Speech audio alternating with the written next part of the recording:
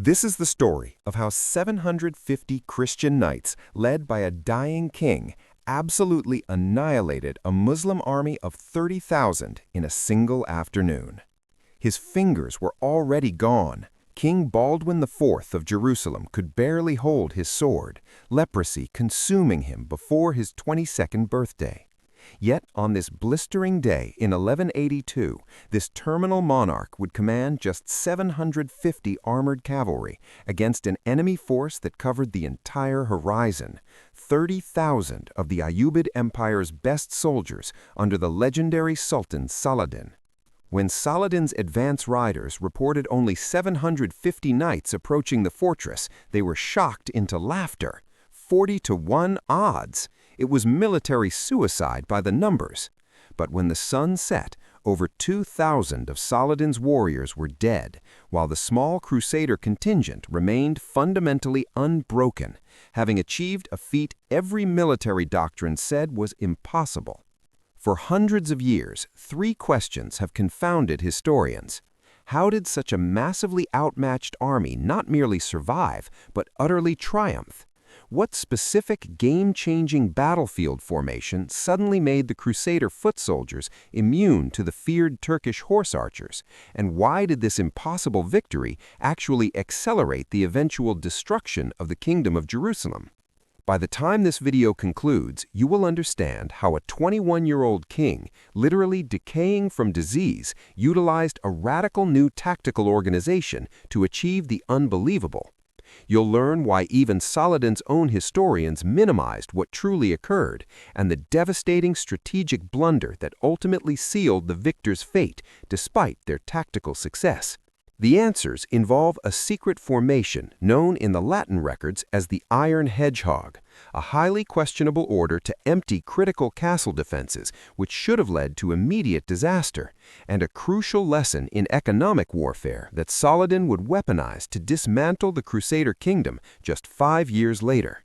But first, we must establish the crisis point. To truly grasp how this miraculous victory unfolded, let me transport you to the scorching summer when a broken peace treaty set the entire Levant ablaze. The year 1180 had brought an uneasy lull to the Holy Land conflict. A temporary 2-year ceasefire between the Christian Kingdom of Jerusalem and Saladin's rapidly expanding Ayyubid Empire offered both sides valuable time to rearm and recover. Baldwin IV, the Leper King, governed from Jerusalem, his body failing faster than any political intrigue. Despite his physical state, he had already established himself as a brilliant battlefield leader at only 19, but the relentless disease was winning. Facing him was Saladin, the revered unifier who had consolidated control over both Syria and Egypt under one banner. Where previous Muslim leaders were fractured, Saladin enforced discipline, unity, and a singular goal, the sacred reconquest of Jerusalem. But here is a detail the popular histories usually omit. The true trigger for this new war wasn't religious passion, but pure, unadulterated greed. Reynaud of Chatillon, often called the Mad Wolf of Kerak, controlled the strategically vital trade roads linking Damascus and Egypt from his massive fortress. Even with the truce in place, he could not resist the unbelievably rich caravans passing near his walls. In late 1181, Reynaud ambushed a colossal trade column en route from Damascus toward Mecca. Among the victims was Saladin's own sister. The stolen loot was immense, over 200,000 dinars worth of goods. When Saladin formally demanded compensation and the release of the captured travelers, Reynaud supposedly just laughed, sneering, "Let your Muhammad come and save them." That single blasphemous insult shattered the fragile peace. Saladin instantly declared a jihad, calling forth warriors from every corner of his vast dominion. By May 1182, an estimated 30,000 men had assembled at Damascus, regular heavy cavalry, disciplined mounted archers, fervent volunteer jihadi fighters, and the professional Mamluks, slave soldiers who constituted the core of Islam's military elite. The Kingdom of Jerusalem faced an existential threat. Baldwin could barely field 1,200 knights across his entire territory. Most were scattered, defending isolated fortresses throughout a kingdom that stretched from modern-day Lebanon down to the Red Sea. The kingdom's strength lay in its magnificent fortresses, but this also became its critical weakness. Defending every outpost meant having no decisive strength anywhere. Then, Baldwin did something completely against all historical norms. He gave an order that seemed impossible. Strip the garrisons, leave only skeleton crews in the castles, and gather every available fighting man into one centralized field army. It was either an act of ultimate genius or a guaranteed path to annihilation. As 30,000 warriors marched toward 750 knights, the stage was set for total destruction. Saladin's massive host emerging from Damascus was a sight beyond comprehension. Do you truly understand the scale of 30,000 men? If they marched in formation, the column would have stretched for well over 15 miles. Their daily logistical needs for food and water were equivalent to a medium-sized city's consumption. The dust cloud kicked up by their advance was visible from 20 miles away. The absolute core of Saladin's power was 12,000 mounted archers, Turks and Kurds, who were masters at shooting arrows at full gallop with terrifying precision. Behind them rode 8,000 regular heavy cavalry, armed with lances and swords. The remaining 10,000 included supply infantry, engineers carrying siege equipment, and irregular volunteers seeking paradise through holy war. The numbers are simply staggering. At the peak of battle, these archers possessed the capacity to launch 30,000 arrows every minute. Each skilled warrior carried 2 bows and a quiver containing 60 arrows. The sheer logistics required to move and supply such a force represented one of medieval history's most incredible military feats. Against this ocean of power, Baldwin could only assemble his meager 750 knights and about 4,000 infantrymen, scraped from the minimal castle garrisons. But these were not common peasants. Every knight represented years of expensive training, encased in armor that cost more than an entire village. The infantry, though common soldiers, were battle-hardened veterans from years of frontier fighting. Courage isn't armor. It is the man inside. Baldwin himself was almost completely incapacitated. Eyewitnesses recorded that attendants had to physically lift him onto his warhorse, his hands wrapped in silk bandages to conceal their ravaged state. Yet his mind was still as sharp and keen as the finest steel blade from Damascus. Alongside him rode Raymond III of Tripoli, the kingdom's most experienced military leader, who had vehemently argued against the risk of emptying the castles. It is wiser to lose villages than the entire kingdom, he had cautioned. But Baldwin had selected his battlefield perfectly. Belvoir Castle dominated the Jordan River Valley from its commanding hilltop, controlling the primary road from Damascus leading toward Jerusalem. Saladin could not bypass it without critically exposing his vital supply lines. Then came the calculated psychological warfare. Muslim raiding parties swept into the valley beneath Belvoir, systematically burning Christian villages to the ground.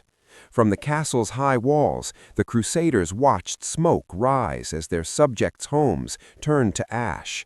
Every burning village meant lost future tax revenue, fewer potential recruits, and diminished local supplies. Saladin was delivering a brutal lesson in economic pressure. The Muslim chroniclers deliberately attempted to downplay this part of the campaign. Their own records pass quickly over the systematic destruction, but Crusader documents carefully preserve the horror. 60 villages reduced to charred rubble in just 3 days. Families fled to the relative safety of Belvoir's walls. The Christian kingdom was slowly being bled dry through 1,000 small, painful wounds. But Saladin had made a grave strategic miscalculation. By focusing his army on economic destruction, he inadvertently granted Baldwin the time needed to execute his utterly desperate plan. While Muslim cavalry torched distant villages, the Crusader forces below the castle performed something genuinely revolutionary. Infantry and cavalry drilled together, practicing a radical new formation that would forever change medieval warfare. Modern military historians are still baffled at how they achieved this cohesion so rapidly. The Ficus Ericus, the Iron Hedgehog, represented a complete overhaul of how foot soldiers and mounted knights could fight as a single coordinated unit. As the sun rose over Belvoir's white limestone walls, two drastically mismatched armies prepared for a confrontation that would completely rewrite the established rules of medieval combat. Dawn at Belvoir signaled the birth of a terrifying new military reality.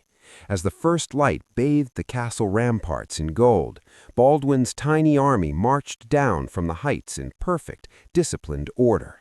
What Saladin's scouts witnessed defied every previous Crusader tactic. Instead of the knights charging recklessly ahead while the infantry struggled to keep up, the entire force advanced as one living organism. The 750 heavy knights formed the disciplined center and rear, while the 4,000 infantry created an impenetrable shell of steel around them. But this was no simple defensive circle. The formation bristled with 14-foot-long pikes. Crossbowmen were carefully placed in the spaces between the spearmen, and the knights inside waited like coiled springs, ready to execute rapid countercharges through prearranged gaps. 12,000 arrows soon darkened the morning sky as the Turkish mounted archers unleashed their initial punishing volleys. The standard tactic, to inundate the enemy with arrows while staying safely out of range, had shattered countless European armies. But then, the physics changed the equation. The Crusader formation instantly raised their shields in perfect harmony, forming a tight, overlapping shell. Arrows designed to penetrate mail armor at 50 yards lost most of their penetrating energy at the 200-yard range the mounted archers preferred. The entire plain shook as 8,000 Muslim cavalry prepared for their first thunderous charge. Their commander, Emir Muzaffar al-Din, had a long history of breaking Christian armies from Spain to Syria. He watched intently for any sign of panic, any gaps opening, or the critical moment when the infantry discipline would finally crack. The first charge struck like a lightning storm. 500 elite Mamluks in the vanguard, the finest heavy cavalry in the Islamic world, slammed into the Crusader line at full speed. This is the moment that makes no sense. Instead of splintering, the infantry line simply flexed backward like a taut bowstring, absorbing the entire colossal impact. Pikes snapped, men screamed from the concussive force, horses reared in terror, but the continuous line held its shape. Here is the critical detail that altered everything. As the stunned Muslim cavalry wheeled away to regroup, a devastating storm of heavy crossbow bolts erupted from the Crusader formation. At 50 yards, a powerful crossbow bolt could punch through mail armor like cheap parchment. In less than 30 seconds, 80 Mamluk elite soldiers lay dead or dying on the ground. But suddenly, Baldwin himself collapsed. The horrific disease consuming his body chose that exact moment to strike. Eyewitnesses reported seeing him fall from his saddle, barely caught by his personal bodyguard before hitting the earth. Yet his mind was still as sharp and keen as the finest steel blade from Damascus. Alongside him rode Raymond III of Tripoli, the kingdom's most experienced military leader, who had vehemently argued against the risk of emptying the castles. It is wiser to lose villages than the entire kingdom, he had cautioned. But Baldwin had selected his battlefield perfectly. Belvoir Castle dominated the Jordan River Valley from its commanding hilltop, controlling the primary road from Damascus leading toward Jerusalem. Saladin could not bypass it without critically exposing his vital supply lines. Then came the calculated psychological warfare. Muslim raiding parties swept into the valley beneath Belvoir, systematically burning Christian villages to the ground. From the castle's high walls, the Crusaders watched smoke rise as their subjects' homes turned to ash. Every burning village meant lost future tax revenue, fewer potential recruits, and diminished local supplies. Saladin was delivering a brutal lesson in economic pressure. The Muslim chroniclers deliberately attempted to downplay this part of the campaign, Their own records pass quickly over the systematic destruction, but Crusader documents carefully preserve the horror. 60 villages reduced to charred rubble in just 3 days. Families fled to the relative safety of Belvoir's walls. The Christian kingdom was slowly being bled dry through 1,000 small, painful wounds. But Saladin had made a grave strategic miscalculation. By focusing his army on economic destruction, he inadvertently granted Baldwin the time needed to execute his utterly desperate plan. While Muslim cavalry torched distant villages, the Crusader forces below the castle performed something genuinely revolutionary. Infantry and cavalry drilled together, practicing a radical new formation that would forever change medieval warfare. Modern military historians are still baffled at how they achieved this cohesion so rapidly. The Ficus Ericus, the Iron Hedgehog, represented a complete overhaul of how foot soldiers and mounted knights could fight as a single coordinated unit. As the sun rose over Belvoir's white limestone walls, 2 drastically mismatched armies prepared for a confrontation that would completely rewrite the established rules of medieval combat. Dawn at Belvoir signaled the birth of a terrifying new military reality. As the first light bathed the castle ramparts in gold, Baldwin's tiny army marched down from the heights in perfect discipline. Step by synchronized step, the Iron Hedgehog advanced relentlessly across the plain. Try to imagine the sound of 4,750 men moving in perfect unison, the rhythmic crash of armored feet, the forest of steel pikes catching the fierce morning sunlight. The psychological impact on the Muslim army was devastating. Mobile Muslim cavalry, trained for fluid movement and rapid combat, now faced an advancing fortress of cold steel and grim determination. Then Saladin gave the command that transformed the disciplined advance into chaotic hell. Full assault. All cavalry divisions. Saladin's order thundered across the Muslim lines. 8,000 horsemen charged forward in the largest sustained cavalry attack of the entire Third Crusade era. The ground shook with such force that men inside Belvoir Castle later swore the ancient walls actually trembled. The sensory assault was total. Dust clouds rising 100 feet high, the unearthly scream of thousands of horses, the crash of steel on wood as lances met pike shafts. The Crusader line vanished completely within a maelstrom of horses, dust, and unimaginable violence. But then came the tactical moment that would echo across centuries of military teaching. The Iron Hedgehog didn't merely bend, it flexed like a biological organism. As Muslim cavalry smashed into one particular section, that portion of the line would buckle backward, while the adjacent sections simultaneously swung inward like massive closing doors. The attacking cavalry found themselves not achieving a breakthrough, but instead being funneled directly into deadly kill zones. Crossbow bolts screamed in from 3 different directions into the packed masses of horsemen. At point-blank range, the carnage was absolute. A surviving Templar knight later documented his experience. The Saracens fell like stalks of wheat before the scythe. Their magnificent cavalry, the pride of all Islam, died crushed against our pikes, unable to advance or successfully retreat. In only 20 minutes, 400 more Muslim cavalry lay dead or dying. The arithmetic was brutally clear. At this horrifying exchange rate, Saladin would lose his entire mounted force before ever breaking the formation. The attacking waves pulled back, leaving a vast, bloody carpet of dead men and horses. But Saladin was not yet retreating, he was coldly assessing. The very next assault combined every trick in the Turkish tactical playbook.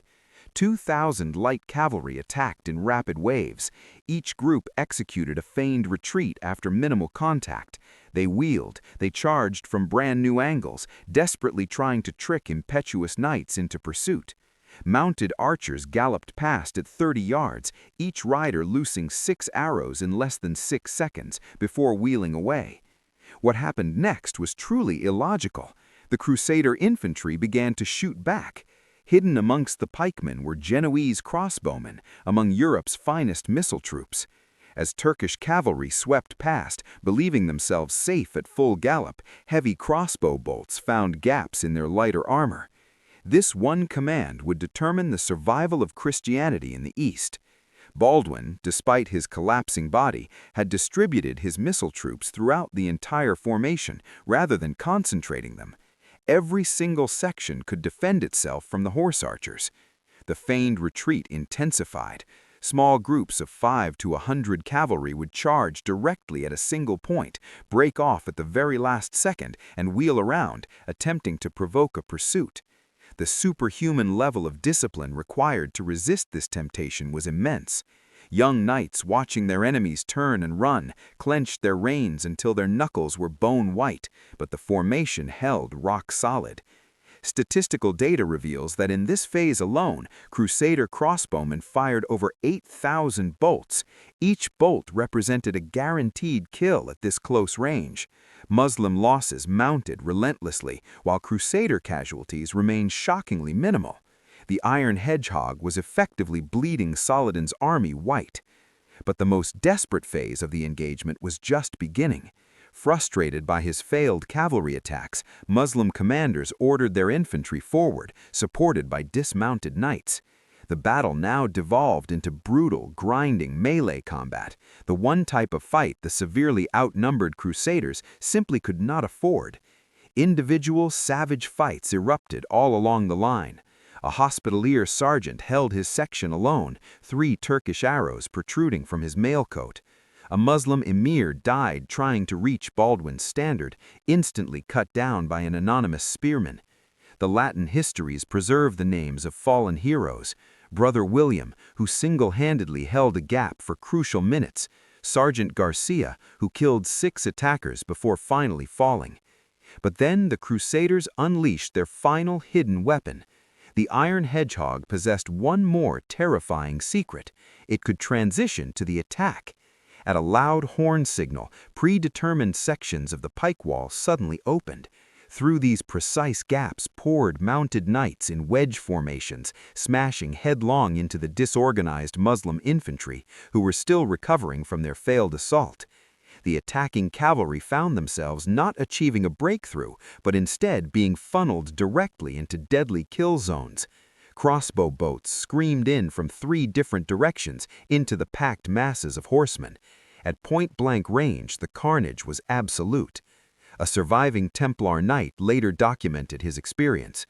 The Saracens fell like stalks of wheat before the scythe. Their magnificent cavalry, the pride of all Islam, died crushed against our pikes, unable to advance or successfully retreat. In only 20 minutes, 400 more Muslim cavalry lay dead or dying. But Saladin was a master strategist. At Montgessard in 1177, young Baldwin had used identical tactics. The Sultan prepared his final, overwhelming response. In the next minute, medieval warfare would fundamentally change forever. Every archer, maximum rate of fire, Saladin commanded. His order unleashed total hell. 12,000 mounted archers began circling the Crusader formation at various distances, each man firing arrows as quickly as he could knock them. 30,000 arrows per minute, a literal rain of steel that blotted out the sun. The Crusader shield wall transformed into an armored turtle shell, each soldier covering himself and his immediate neighbor. Arrows struck with such density that the shields looked like bristling porcupines. But mathematics was about to collide with medieval fortitude. Even with shields perfectly raised, tiny gaps existed: the neck, the legs, the sword arm. Men began to fall. A badly wounded knight later described his ordeal. The arrows fell like hail during a great storm. You could not see the sun. Men prayed aloud, truly believing the final day had come. My shield alone carried 18 shafts when the storm finally ended. But the Crusaders had prepared even for this apocalyptic scenario. Pavis shields, massive rectangular barriers typically used in siege warfare, had been strategically distributed throughout the Iron Hedgehog. These created protected areas where the wounded could be quickly dragged and where the crossbowmen could safely reload their heavy weapons. What Saladin observed next completely forced him to reconsider his entire worldview. Despite the terrifying arrow storm, despite steadily mounting casualties, the Iron Hedgehog continued its inexorable advance, step by relentless step, leaving behind the dead and wounded, but never once breaking its cohesion. The psychological impact on the Muslim army's morale was absolute. Then came the command that utterly shocked both armies. From his observation hill, Saladin performed the cold, hard calculation that solidifies him as history's greatest Islamic commander. His army had lost 2,000 men dead against only 180 Crusader casualties. The exchange rate was catastrophic and simply unsustainable. Even worse, his army's morale was beginning to fracture. Warriors who had conquered vast territories from Egypt to Syria were being systematically destroyed by a force they outnumbered 40-1. "Signal the withdrawal," Saladin commanded. His emirs immediately protested. They still held an overwhelming numerical advantage. But Saladin saw the truth they missed. The Iron Hedgehog could be beaten, but at what crippling price? Losing 10,000 men just to destroy 750? Such a victory would be strategically meaningless. The retreat was executed flawlessly, controlled, disciplined, maintaining dignity while fully preserving the remaining force. Muslim cavalry withdrew in stages, maintaining just enough arrow harassment to prevent the exhausted Crusaders from attempting a reckless pursuit. Infantry formed a strong rear guard while the main baggage train was successfully pulled back. As Muslim horns sounded the withdrawal, the Crusaders had achieved the utterly impossible, but their stunning victory contained the seeds of their own eventual downfall. The moment the war truly changed was when Baldwin gave the order, "Hold position, no pursuit." The absolutely exhausted Crusaders watched their tormentors retreat, too drained even to cheer. Knights simply collapsed where they stood. Infantry leaned heavily on blood-slicked pikes. The Iron Hedgehog finally dissolved into a mass of defeated, exhausted humanity. The immediate results were horrific. 2,000 Muslim dead carpeted the battlefield. Mamluks, regular cavalry, and jihadi